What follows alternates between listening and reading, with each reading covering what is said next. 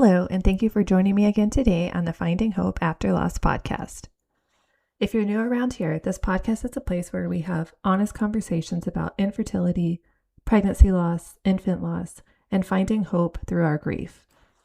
Today's episode is a little different because I wanted to talk about something that has happened recently in the infertility and recurrent pregnancy loss world. The American Society for Reproductive Medicine, which is often called the ASRM, released its first updated guidance on recurrent pregnancy loss in more than a decade. Since many of us have walked through miscarriage and multiple losses, I thought it would be helpful to break down what exactly changed, what stayed the same, and why this matters. I'm not a doctor, and this episode is not medical advice. My goal is simply to share information from the updated guidelines and hopefully help you feel a little more informed before talking with your own healthcare provider. So why is this update important? The last major ASRM guidance on recurrent pregnancy loss was published in 2012. Think about how much research has changed in 14 years. We know more about genetics. We know more about miscarriage tissue testing. We know more about which treatments actually have evidence behind them and which ones don't. So having updated recommendations is a really important step. One thing that immediately stood out to me is how recurrent pregnancy loss is now defined. ASRM now defines recurrent pregnancy loss as 2 or more spontaneous pregnancy losses. The updated guidance also says the losses do not have to be consecutive to qualify for this evaluation. Previously, it had been 3 or more losses, and they did have to be consecutive losses in a lot of cases. Another important update is that the very early pregnancy losses that are confirmed by a blood or urine test can now be included, even if they were never confirmed by ultrasound. Unfortunately, though, confirmed ectopic pregnancies and molar pregnancies are excluded from this definition of recurrent loss. For many people, including myself, that have had early losses, this can feel very validating, but for those who have experienced the ectopic pregnancies and molar pregnancies, then it is invalidating in some ways because it's still saying that even though you had this type of loss, that it is not included in this definition, thus meaning that some doctors may not count it as the 2 pregnancies in a row needed to get the recurrent loss panel testing. Another major takeaway is that ASRM is encouraging a more targeted evaluation instead of ordering just every possible test for everyone. Rather than using broad testing panels routinely, the recommendation is now to base testing on your personal history, your medical history, and your specific risk factors.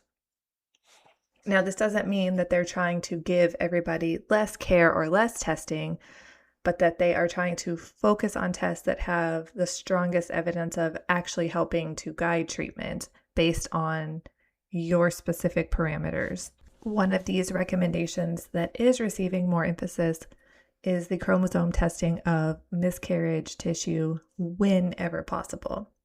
The guidance recommends considering this as one of the first steps in evaluating recurrent pregnancy loss, because doing so can help determine whether a miscarriage was related to any chromosomal or genetic abnormalities. And that information may influence what additional testing, or sometimes if you don't need additional testing, may be appropriate in your situation.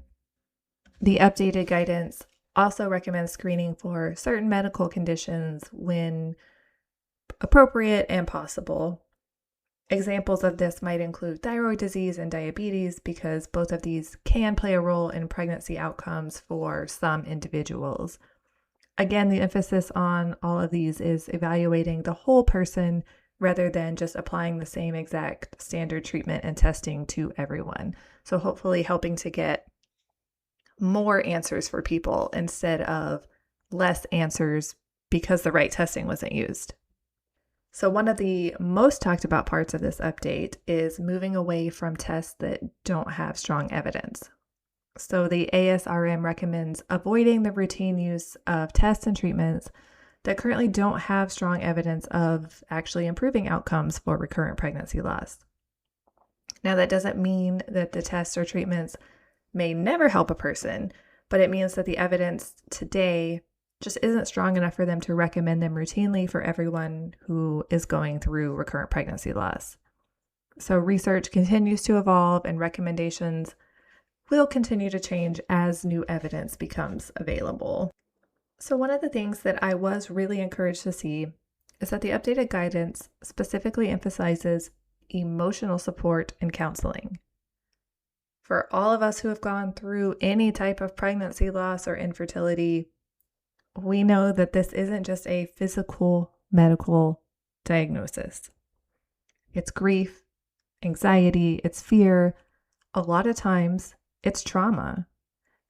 I'm really glad to see that emotional care is being recognized as an essential part of caring for people that are experiencing this, instead of just an afterthought or something that, you get because you happen to go to a good hospital. Emotional support is something we all deserve when we are going through this, and it needs to be included.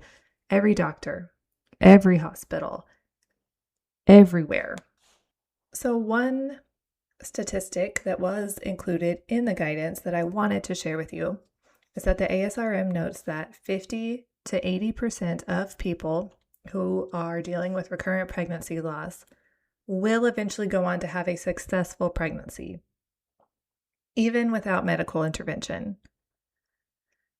Now, look, I know that hearing statistics can be complicated. I am definitely not comforted by them anymore after going through my losses and hearing lots of those thrown at me. And if you're in the middle of a loss, hearing numbers like this doesn't erase the pain. But I also know that many people listening right now desperately want hope and something to cling on to. Yes, hope doesn't guarantee a particular outcome, but it does remind us that it is still possible. If you've experienced pregnancy loss, whether it's one or many, I hope this episode helps you feel a little more informed about these changes. If you've been told your losses don't count because they happened early, if you've wondered whether you should ask for additional testing and evaluation, or if you've been overwhelmed trying to understand all of the different tests and treatments you see online, these updated guidelines may be worth discussing with your doctor. Every person's story is unique. Every pregnancy is unique. And every treatment plan should be individualized and based on your personal history. If today's episode resonated with you, please consider sharing it with someone who may need it, or leave a quick review on Apple or Spotify. It really helps more families navigating infertility and loss find these stories. Thank you so much for tuning in, and remember, we are all in this together.